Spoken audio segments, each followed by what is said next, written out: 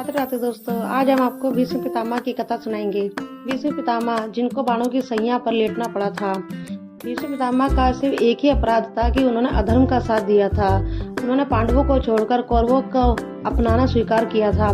भीष्म पितामह जब बाणों की सैया पर लेटे हुए थे तो भगवान श्री कृष्ण ने उनको आकर उपदेश दिया था। उन्होंने कहा था कि जब दुर्योधन के अत्याचार बढ़ रहे थे और उन्होंने द्रौपदी का अपमान भरी सभा में किया था और छल से पांडवों को हराया था, तब आप वहाँ पे मौन बैठे हुए थे, क्योंकि उस समय द्रौपदी ने सबसे मदद मांगी थी, आपके पास भी आई थी, आपसे हाथ जोड़कर विनती करी थी, परंतु आप सामर्थ्यवान थे। उस समय आप चाहते तो दुर्योधन को मुंह तोड़ जवाब दे सकते थे, परंतु आपने ऐसा नहीं करा और माता द्रौपदी का इतना बड़ा अपमान हुआ था, आप वहाँ मौन बैठे हुए थे। एक स्त्री का अपमान होते हुए आपने स्वयं अपनी आंखों से देखा था, इसलिए आपको इस प्रकार बाणों की सैया पर लेटना पड़ा था।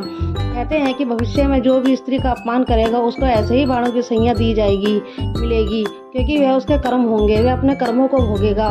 इसलिए भगवान श्री कृष्ण ने यह उपदेश दिया था कि पितामह, अगर आप उस समय आवाज़ उठाते, आप दुर्योधन से लड़ते, तो माता द्रौपदी का जो इतना बड़ा अपमान हुआ था वह नहीं होता और इस तरह ये इतना बड़ा युद्ध भी नहीं होता।